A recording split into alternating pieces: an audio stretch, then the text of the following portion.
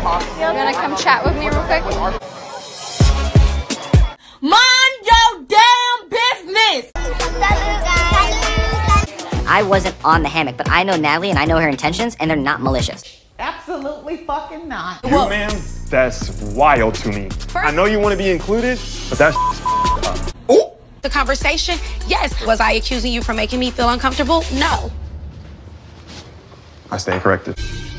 Shouldn't have included Natalie on this conversation, but the fact that Natalie wants to be Sherlock Holmes and deliver this news, girl, that is not your place. Boom!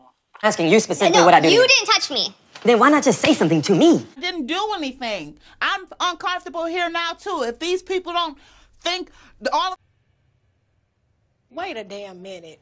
On the wing guy. That's a Get it, Rhea. What's up, y'all? It's Brian Keith, and I'm back with another video. And today we're going to be talking about Summer House, Martha's Vineyard, Season 2, Episode 8, The Gossip Girls. I got very upset with this episode because I just feel like when you're a guest in a situation and you're causing drama, like my whole thing's like you're over here causing drama in mixed company, if you know what I mean. And it really kind of just taking me off. I'm just like, how are we not really pointing the arrow to this bitch? But y'all, we're gonna talk about it, y'all. Like, comment, subscribe. Let's get into the video. Let me check my shit real quick. Hotter than the fire coming out my flaming lips. You wanna play with me? You can't play in me. On the playground, bitch, you can't play with me. Got it, want it, securing the bag. All right. So we basically started the episode off where it left off with Bria over here arguing with Simon. You get drunk, you say F you. I tell you, No, put the shit away, you make a scene. We go through the same things most couples go through.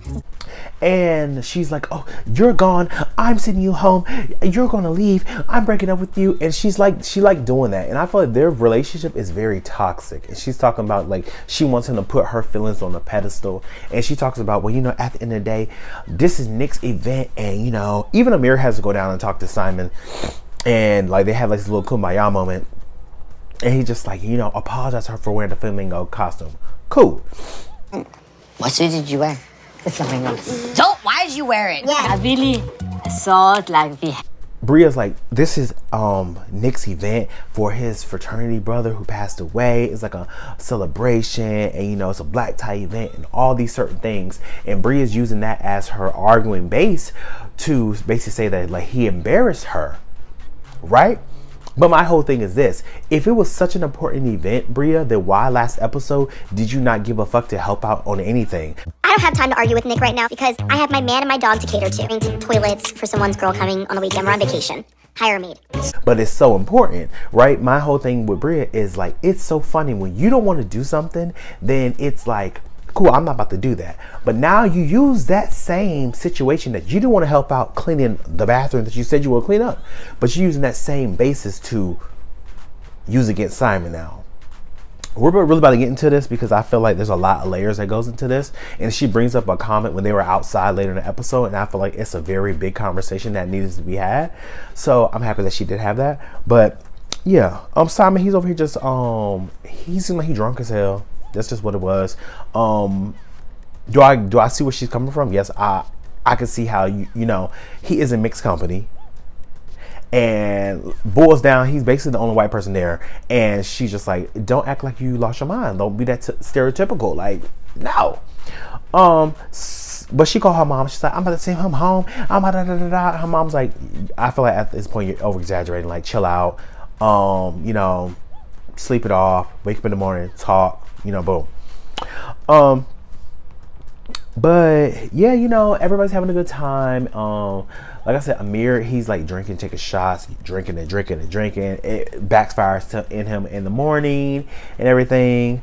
But yeah, they wake up in the morning. Amir, he's over here, like I said, he's drunk.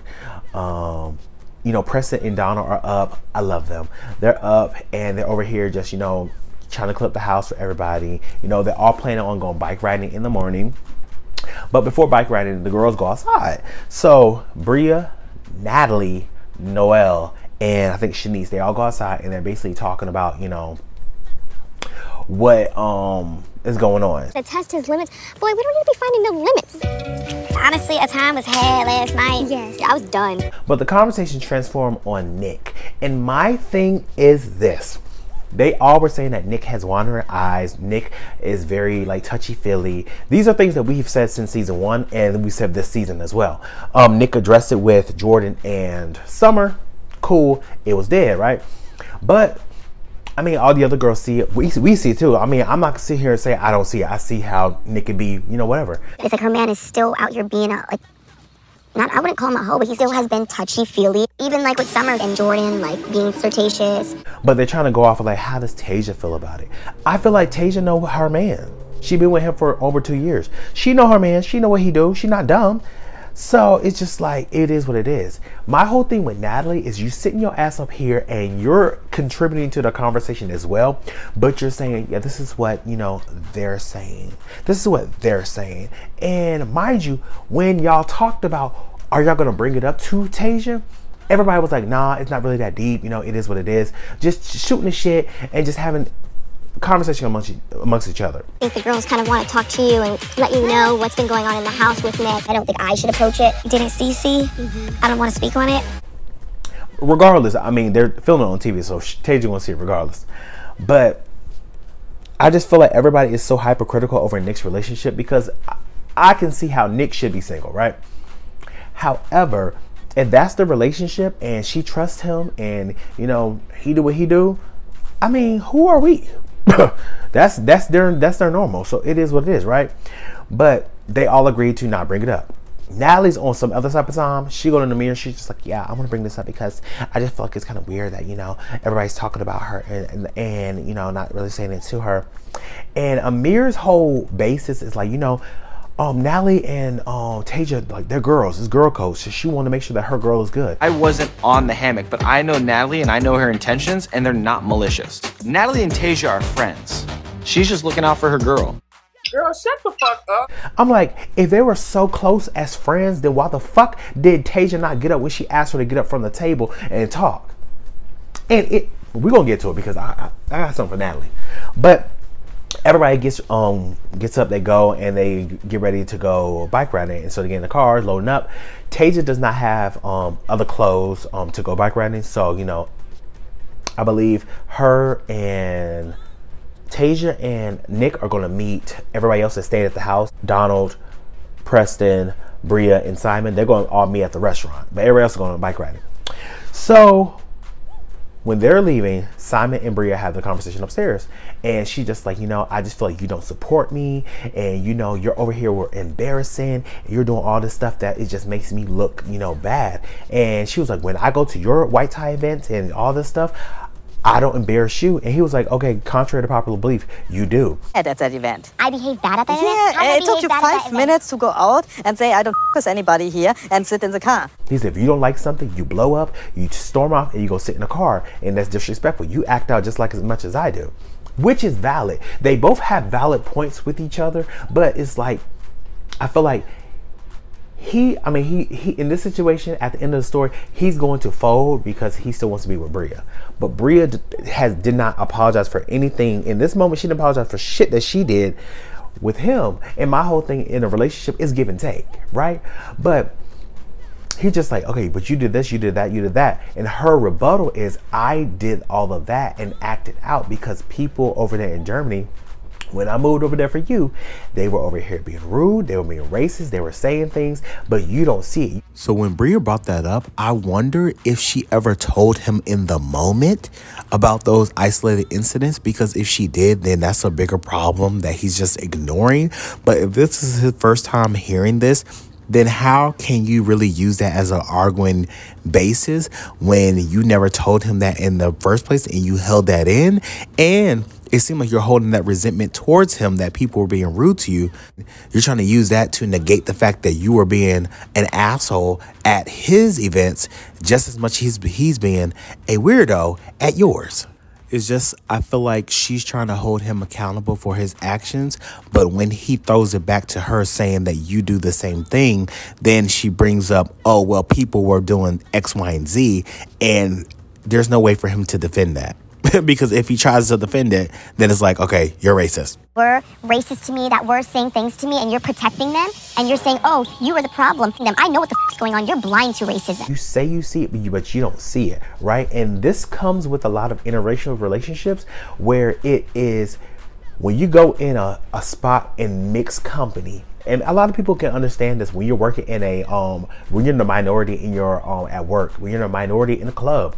You have people that are gonna say slick shit, and you cannot act out because one, people want you to act out and they want you to be what they think you are, and then two, it's like you want the person that you're with to be like, okay, I got you, I support you, so I understand why you feel that way, and I'm not gonna tolerate it. But also his family members as well has said some slick shit too, which goes back to maybe that's something they're gonna have to figure out in a relationship and check, because racism is real and they're gonna have to speak upon that, right? Like I was at the club, I think I told the story before. I was at a club, it was a predominantly white club. Me and my friend went because we were going to an event. We went to the bathroom, but there was two Spanish girls, two boys, and the dudes, they were just like, oh, I hate black bitches like that. Now, we didn't throw hands because I have a job. I'm not trying to lose my job. But words were exchanged because it's just like, who you talking to? I'm not one of them. I'm not one of them. And me, maybe I heard it wrong, but I'm going to check you right in a moment just to figure out if that's what you said. Right? So it was what it was. Like I understand where she's coming from. Like, I'm not going to tolerate disrespect. You're not going to disrespect me because you feel like I am the outsider and I shouldn't be in this space. Then you feel like you can be comfortable enough to talk shit to me and think that it's going to motherfucking slide. So in that regard, I understand where she's coming from, but they're going to have to figure that out because they're in a relationship. So they're going to come across certain things like that all the time. And they're going to have to just ride for each other. I just feel like in Bria's situation, she needs to be a little bit more compassionate to him in regards of, you could apologize too. You could see his side too. But in this situation, I understand why she was upset. I'm not going to put you in any bad space. Let's put all the bullshit away of our arguments. So everybody that goes out there riding on the bikes and everything is cool. Nothing really major happened. We see like this little awkward car ride with Nick and Tasia, but that could be editing because I feel like the editors are editing this awkwardness around them. Tasia seemed like a very private person, so she's not about to overhear. She probably have a very important job that is like, girl, I'm not about to act crazy on TV. So everybody finally arrives to, you know, the little restaurant that we're at, and Natalie thought it was a good idea. And mind you, Amir said that they're so close, they're friends.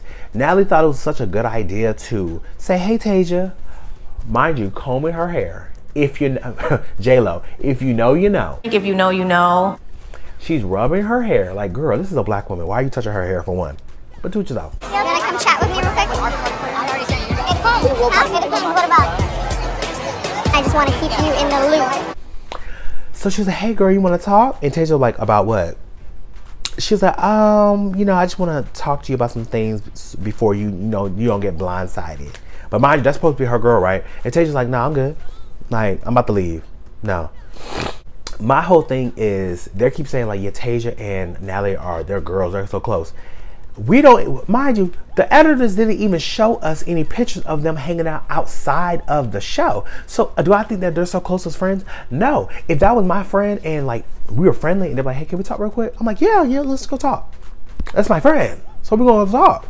But I feel like they're trying to play this like, oh yeah, she's looking out for her. And also, if they were so close, why would she have that conversation in public and not put her to the side to have a sensitive conversation about her man? It's just weird to me, to be honest. Like, why would you not put her to the side? Just like, hey girl, let's talk over here. But you want to blast her information and embarrass this girl right here? Are you crazy? Girl. No, what Natalie was doing was being messy as hell, because it's not your place when people say not to say nothing. It's not your place to bring up situations when you're an outsider and you're in mixed company and you're causing problems. So she was like, I don't want her to think that I'm over here trying to be problematic. But you were. You were being hella problematic. Nobody told you to do that. So why would you bring it up? And so now Tasia's over here pissed off. She's just like, what's going on? Nick is pissed off. Nick is hot. Nick is like, I'm not for none of that, right? So like I said, Amir, he's over here throwing up. But he's trying to excuse Natalie's nosy ass. And I just don't like it. I don't like it because we all know girls like that. It's just like, it's not your place to bring it up. Mind your damn business. Right? So, you know, everybody leaves. Donald and Tasia, they leave. And I think Simon leaves as well. I think the only one left is Natalie. Before we get back to the house, Natalie and Amir, they go and they start texting Nick, because what happened, Nick was like, yeah, Tasia wasn't for none of that. She was pissed.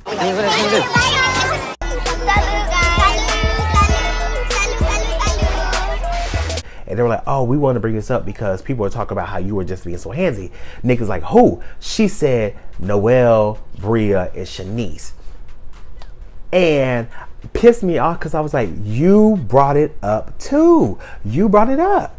So it irritated me. So they get back to the house. Nick is over here talking to Preston. Preston and him, they're just like, I'm pissed off because I already had this conversation beforehand. They keep saying I'm over here being handsy, and it's getting irritating because y'all, it's like y'all trying to ruin my relationship. Like, why bring this up, right? My whole thing is, I feel like Nick is a very just affectionate person, and it's just, I feel like it could be platonic. Like, my whole thing is like, girls twerking, he looking like he not touching. Maybe that's the situation in the relationship. She's like, look, you can look, I don't give a fuck, because the girls, they bad, they sexy, I get it, but just don't touch, don't lick, don't kiss, don't eat. But you can look, like, you know, that's probably their relationship. Like, Tasia seems like she's a very secure woman, right? But, you know, everybody get back to the house, and Nick basically brings everybody down. Yeah, and we just talked close. We already addressed it. I talked to you and Jordan upstairs in the bed. We're good. Okay, you, man, that's wild to me. He see Noelle, and boom, he go off on Noelle. Like, first of all, like, you over here trying to, I know you want to be included in this shit, but at the end of the day, you saying I'm being handsy with you is motherfucking wild. I said, ooh. Noelle was like, hold on. I never said that, so who said that? And then nobody saying nothing. She was like, well, I never said that. I said that, look, I understand that some situations can be deemed that he has wandering eyes or he's touchy, but I never said that you was over here doing any of that. I just said I see certain things that I can understand how it could be perceived. I never said you did that to me.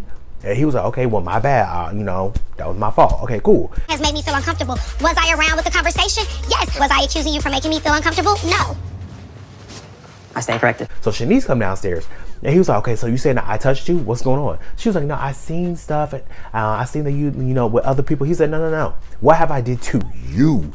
And she was like, nah, nothing. You ever did anything to me. I'm asking you specifically what I do. You didn't touch me. Then why not just say something to me? And that's so far out of bounds with Bria. So his whole thing is like, I feel like it's like y'all crying wolf because y'all trying to say and have this conversation that I'm touching people, but I haven't did shit. Now, like I already said, we already know Nick got wandering eyes. Nick is handsy. Nick is low-key kind of weird, and Nick act like he be single. Like when he was like, this is my hand, Summer. Like, what the fuck are we talking about? Like, right? But when Bria come downstairs, like, it was just on some bullshit where it's just like, yeah, you know, I noticed certain things and it was what it was, blah, blah, blah. But it comes down to, they were like, okay, well, who brought this up? And Natalie was like, well, I was the one who brought this up because I was like, I feel like Tasia should know what's being said. Why don't y'all tell Tasia? Who said this? Yeah, that was me. I'm the one that brought it up. Who the hell is this bitch? So it was like a record scratch. Everybody's like, because bitch, why? And I'm happy that Noelle brought it up because Noelle was the only one that brought it up. She was just like, I don't know why Natalie's trying to, with her big forehead ass, trying to play Sherlock Holmes and try to figure some shit out. It's not your fucking place. We shouldn't have included Natalie on this conversation, but the fact that Natalie wants to be Sherlock Holmes and deliver this news, girl, that is not your place. And mind your business. That's ultimately what it is. Like, you're a guest. Every other guest that has came into the house has been focused on their partner. You're the only person in the house that been focused on other stuff going on in the house and being messy. A messy ass bitch. Like, you need to mind your business. And that's what you're not doing, is minding your own business. You're trying to figure out your own relationship. Amir already said that y'all already going through. And you need to figure out why you over here insecure with Jordan. Figure that out. Clocking. So, and this is the second time she's did this shit too. So my whole thing is like, Nick and Bria start going back and forth, and he's just like, yeah, I'm pissed off, I'm hot. And she was like, yeah, be pissed off, be pissed off. Governor, I'm speaking to you specifically. Okay, so you're not gonna talk to me like that, and so you can just talk behind my back, but now you don't want to speak to me. Watch your tone. And I'm like, Bria, How are you upset and you mad now? And that's why I was saying this whole time, Bria wants to project that she's the only one that can be upset and people can't hold her accountable. Yes, they can. They can hold you accountable, right? So when Nick is over here holding Bria accountable, she was just like, watch your tone when you're talking to me. Fuck all of that, because y'all disrespecting that man and you think that he can't talk. This ain't Simon. If I was Nick, I would say, look, this ain't Simon. I said what the fuck I said. You could talk shit about other people behind their motherfucking back, and you can get upset and scream and holler and yell. When other people do it to you, then they gotta watch their motherfucking tone. Ain't nobody gotta watch shit. That was the episode. Like I say, Natalie, don't bring her back. Don't bring her back. Don't bring her back. At all. Don't bring her back. She messy as hell. Right? And it's messy, not in a way that's just like, oh, this is like, you know, little like light shade shit. It's divisive. It's underhanded. I don't like the way I'm feeling when the way she do stuff, because it's just like, now it was one of those things where everybody was just like, yeah, you know, I'm gonna bring this up, and nobody wanted to bring it up, and she's just like, well, you know, y'all said you're gonna bring it up, so let's bring it up. Cool. I mean, they said they're gonna bring it up. Cool. But they had a girl code. They said they weren't gonna bring it up. So shut your mouth. Tell your man and let Amir bring it up. He is part of the house. You're not on the show. You're a guest. Y'all, that was the majority of the episode. We saw like Jasmine, she was talking to Silas. Summer, she's still feeling a little bit guilty about, you know, the situation with her grandma and like her not trying to drink because she's trying to still fix her relationship sober. But yeah, all in all, that was the episode. Like I said, I really do like the show. I pray to God that they renew this show, because we already saw the list of all the shows that get renewed. I'm like, where's Summer House, Martha's Vineyard? Like, what the fuck? It's just certain things that we as a culture get. But, you know, it is what it is, y'all. But y'all, let me know what you guys think. Like, comment, subscribe, and I'll see you guys in the next video. Peace. Brian Keith, LG, Black View. Bet you didn't know we the Holy Trinity. Now let a guy stop a jolly, break your ear here. Step into the room and get up in the bed. It tastes sweet, that's cause I'm good. It tastes sour cause I'm better than the hood. Cause I get you hyper when I'm running all around, cause I excite ya. Let me talk real quick. You can't even get with the shit. You wanna go toe to toe with my flow? This American all I really ask me for. Now I got to go. Got